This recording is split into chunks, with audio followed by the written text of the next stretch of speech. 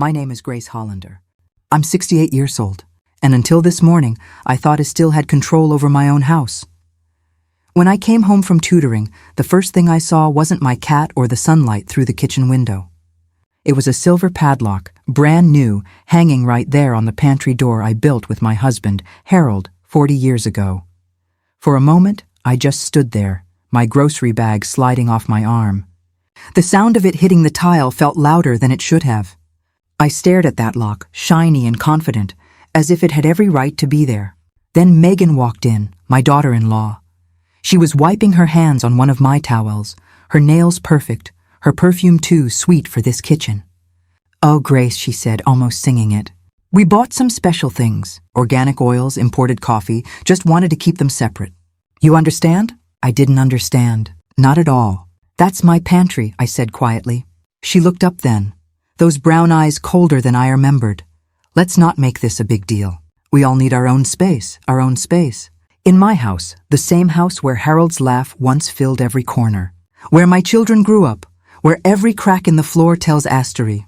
I felt something inside me tighten like an old door swelling in the summer heat. I didn't argue. I just nodded slowly and walked out to the porch. My hands were shaking. The sun was too bright, the air too still. That lock gleamed through the window like a warning sign. And that was the moment I knew. Something had changed. I just didn't realize how much yet. The years earlier, when Harold died, the house turned into an echo. His voice was still on the answering machine for months because I couldn't bring myself to erase it. The nights were the worst, too long, too quiet. When my youngest son, Luke, offered to move in with his wife. For a little while I said yes before even thinking. I told myself it would be nice to have company. Someone else's footsteps in the hallway again. At first it was, they arrived with lauder and boxes full of promises. Megan brought new curtains to brighten the place up. Luke fixed the porch steps and mowed the lawn. We had dinners together. She cooked quinoa salads he pretended to like, and he teased me for still keeping the landline. It almost felt like healing. But kindness can be a slow kind of erosion. It starts small. One picture moved, one shelf rearranged, and before you notice, the shape of your life isn't yours anymore. The first thing she changed was the living room.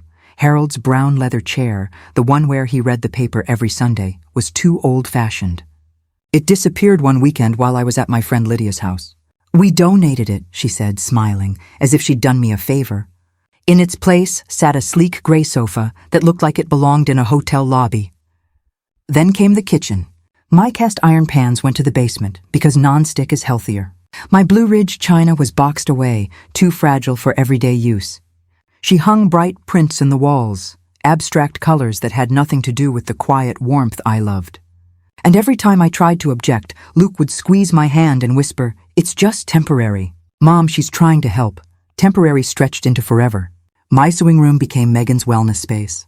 The dining room, once full of birthday candles and Sunday roasts, turned into their home office.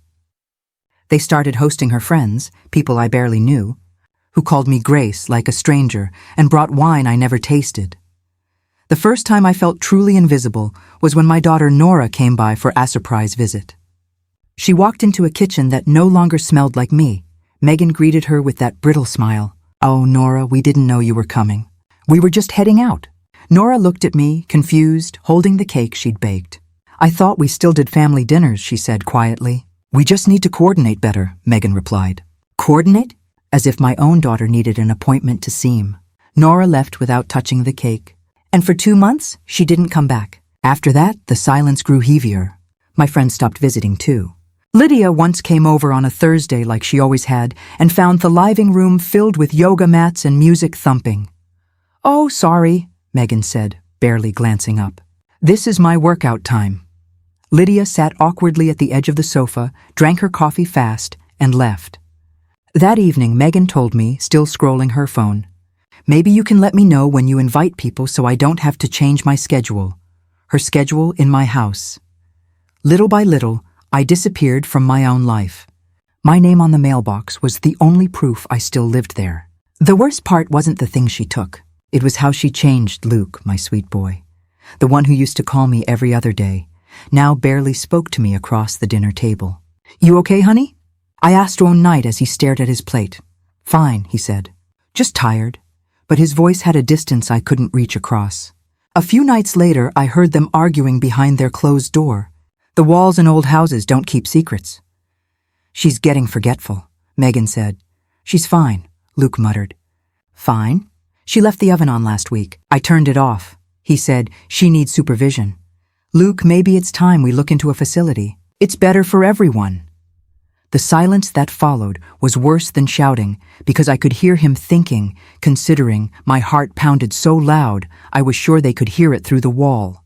The next morning I looked at him across the kitchen table. He smiled faintly, the same way he did when he was 6 and tried to hide a broken vase. But now he was hiding me from his conscience from that day. Something hardened inside me. The grief that had made me weak started to crystallize into anger. Not the kind that explodes, but the kind that sharpens. I stopped trying to please them. When Megan mentioned rearranging the bedroom for better energy, I just said, do what you want. She smiled, thinking she'd won, not realizing I was just taking notes. I began to see the pattern. Every kindness she offered was a transaction. Every apology, a rehearsal. The house had become a stage where I played the old lady who smiled too much and spoke too little. One evening, I sat on the bed. Harold and I shared for nearly 4 decades. His photograph on the nightstand caught the lamplight, and his eyes seemed to watch me. You'd hate this, wouldn't you? I whispered. Outside, laughter echoed from their room. My throat tightened. I've been patient, I said to the empty air. He thought love was enough. That night, I didn't cry. I lay awake, staring at the ceiling, feeling the weight of the roof above me, the same roof they now treated as theirs. It hit me then that grief wasn't what was keeping me quiet anymore. It was habit. I'd been mistaking endurance for kindness and silence for peace. When the first light touched the window, I made myself a promise. I wouldn't let them erase me completely. Not in this house. Not yet. It started on a quiet Sunday morning, the kind of morning Harold used to love. Coffee brewing, sunlight spilling through the blinds. I sat at the edge of the bed, staring at the floor for a long time, then reached under it for the blue tin box. It was dented on one corner. The paint faded, but inside lay everything that still belonged to me without question. When I opened the lid, the smell of old paper filled the air. There were deeds, tax receipts, the will Harold and I wrote 15 years ago. My name was on every line that mattered. The house, the land, even the savings account, mine alone. I ran my fingers across the embossed letters of my own name, tracing it like a lifeline. 4 months, I had felt powerless. But at that moment, I realized I wasn't as cornered as they thought. I remembered what my mother used to tell me. Kindness is not weakness, Grace. But never forget, weakness often hides behind kindness. So I began to prepare. I bought a small green notebook and titled it Household Ledger.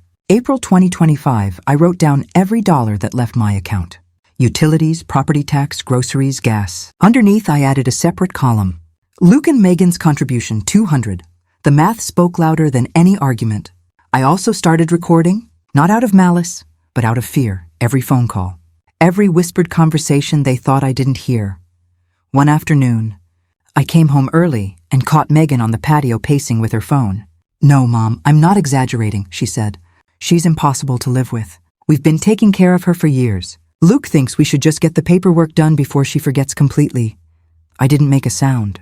I just stepped back into the hallway and pressed stop on my recorder. Later that night, labeled the file May Conversation 1 and uploaded it to 3 different cloud accounts.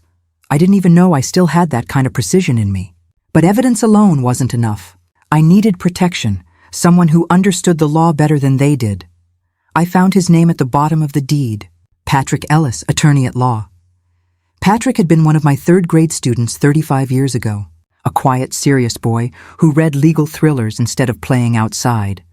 At Harold's funeral, he'd hugged me and said, "Anything you ever need, call me." I called. He answered on the 3rd ring. "Mrs. Hollander," he said, his voice warm but steady. "What's going on, Patrick?" I said softly. "I think I might be living with strangers who plan to take my house." He didn't laugh. "Then we'll make sure they can't." We met at his office downtown 2 days later. He went through the documents line by line, tapping each page. "This property is yours entirely," he said. "If anyone tries to declare you mentally unfit or coerce you into signing over ownership, they'll need more than signatures. They'll need proof. You already have it." He looked up, smiling just a little. You were always my sharpest teacher. I left the office lighter than I'd felt in months. But I also knew Megan wouldn't give up easily. That night, I began acting. I'd pretend to forget where I put my glasses, ask what day it was, leave the same cup in the sink twice. Luke looked worried. Megan looked satisfied. "See," she said one evening. "It's getting worse." I caught the flicker of guilt in his eyes. It hurt, but it also told me I was right on track. They thought they were winning. I was simply gathering more. A week later, I forgot my wallet in the living room and doubled back quietly. Megan was whispering again, this time to Luke. "Once we get her to sign power of attorney, we can refinance the place, pay off the car. It's all for her own good." For her own good. The phrase echoed in my head all night. I didn't sleep. I just watched the moonlight crawl across the ceiling and decided that tomorrow I'd stop playing the helpless widow. The next morning, I met Lydia for coffee. I handed her a yellow folder filled with USB drives, bank statements, and handwritten notes. "If anything happens to me," I said, "you take this to Patrick Ellis. Promise me." She frowned. "Grace, you're scaring me." "I hope I'm just being careful," I said. "But careful women live longer than careless ones." When I got home, Megan greeted me with her new smile, the sugary one she used when she wanted something. "Hey, I was thinking we should update some of your paperwork," she said casually. "You know, just in case anything happens." My lips almost twitched. "That's thoughtful of you, dear. Let's talk about it after dinner." I made her favorite casserole that night, humming softly as I cooked. She didn't know I'd hidden my recorder under the napkin holder. Every word she said went straight into evidence. By the end of the week, I had everything I needed. Proof of the $85,000 loan Luke never repaid. Recordings of their conversations about a care facility. Copies of every utility bill I'd paid alone. Now came the hard part, choosing when to strike. I decided on a Saturday, the one day when everyone would be home. I spent that evening preparing. I printed every file, sealed the copies in a folder, and wrote the first draft of the letter that would soon change everything. It wasn't angry. It was calm, factual, and impossible to ignore. Before bed, I stood by Harold's photograph again. "Tomorrow," I whispered. I stopped being kind. Then I slept soundly for the first time in years. When dawn came, I dressed carefully in my blue blouse with white flowers Theo and Harold gave me for our last anniversary. I looked at my reflection and saw the woman I used to be. Steady, clear-eyed, unafraid. "They think I'm fading," I said to the empty room. My voice steady now. "They're about to find out how sharp I can be."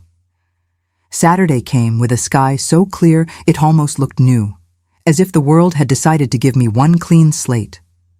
I woke early, made coffee, and set the dining room table with the same china Megan had boxed up months ago.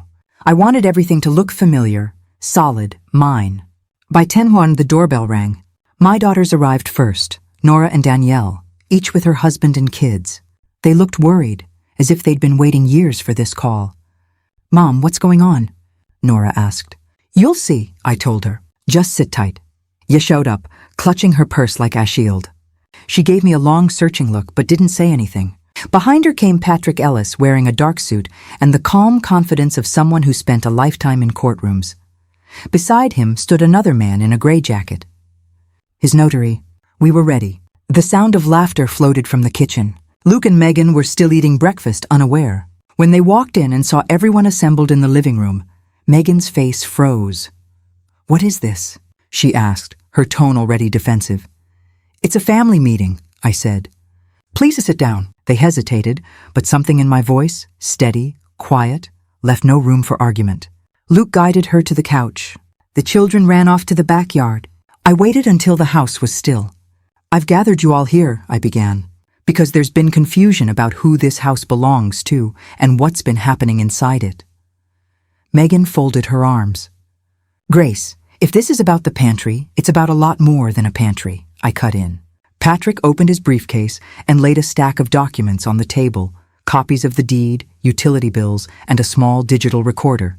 "Megan," I said, turning to her, "do you recognize this voice?" Patrick pressed play. Her voice filled the room. Sharp, impatient, unmistakable. "She's impossible to live with," the recording said. "Once we gather to sign power of attorney, we can refinance the house. It's better for everyone." The silence that followed was suffocating. Luke's shoulders sagged. Megan's face went pale. "This isn't what it sounds like," she stammered. We were just plotting, I asked softly. You can call it what you like. I call it betrayal. Patrick stepped forward. Mrs. Hollander has full ownership of this property, he said firmly. Any attempt to gain control without her consent would be considered fraud and coercion. We've documented everything. Luke rubbed his forehead. Mom, we didn't mean I held up a hand. Don't lie to me, Luke. You borrowed $85,000 to buy a house that never existed. That money became her car. He looked at the floor. I'll pay it back, he whispered. I know you will, I said. Because here's what's going to happen. I unfolded the letter I'd written and began to read. This property remains solely in my name. You're welcome to live here under one condition, respect. If that condition is broken again by word, action, or lock, you'll leave within 30 days. You will also begin repaying the $85,000 starting now in monthly installments of $1,000. Once the full amount is repaid, you may receive your share of the inheritance, not before. I looked straight at Megan. You may have married my son, but you do not own me, my house, or my silence.